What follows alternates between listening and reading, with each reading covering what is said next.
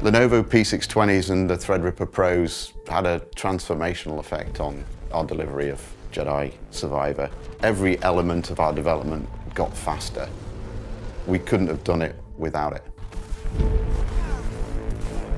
Respawn is a game development company founded over 10 years ago, devoted to creating quality AAA video game experiences from Titanfall to Apex Legends to, of course, my team, which works on Star Wars Jedi franchise.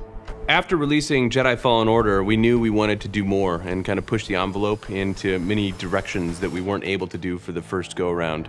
We have a huge number of speaking narrative characters in this game, and that means they have facial animations, they have gestures, they have idle animations. We also have a giant combat cast as well. We wanted to double down on giving the players more choices on how they play the game. Everything is bigger. The environments and the vistas are bigger. It's allowing us to give a richer experience to everybody. COVID struck very near the beginning of this project's life cycle. So we were going remote, and that creates all kinds of issues. A lot of that was around productivity. Things that we'd just taken for granted because we're all in one building together just ceased functioning straight away. Bandwidth, VPN access, the fact that builds are usually distributed on the LAN and suddenly you're on someone's home internet connection. So in the end, we decided to put the Lenovo P620s along with the AMD Threadripper Pros onto the desks of all of our developers, from programmers to designers to artists, which benefit all of us in different ways throughout the project. Just having a beast of a machine at home with a large number of cores really helps us compensate for that internet connection just not being where it needs to be for working remotely. One of the concepts behind Respawn as a company is kind of finding the fun, the idea of gameplay that feels good. We'll have a goal in mind or an idea that we want to try out. And we take some of those ideas and we run forward with them as quickly as we can to prove them out. The faster that we can iterate and get that in the hands of our dev team, the better quality we get to, and ultimately that's the better game for the players. We're running in Unreal 4, which was the same engine from Jedi Fallen Order, heavily modified to support our project and all of its varied needs. There are some key technologies in Unreal Engine that we're exploiting, and one of those is the HLOD system.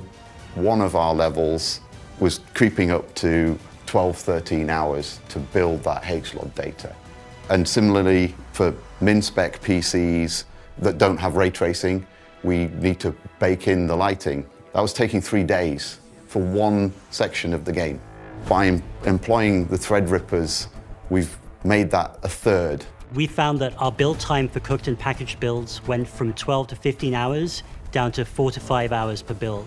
A wasted day is massive for a team of our size, whereas if you're cooking every 4 hours, you have a lot of shots during the day to get a great build that is good for the team the next day. There were many reasons for choosing AMD as a partner.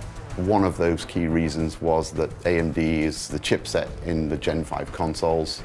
Respawn is launching Jedi on those Gen 5 consoles and PC. The boon to development that the AMD Threadripper Pro had for us honestly can't be overstated.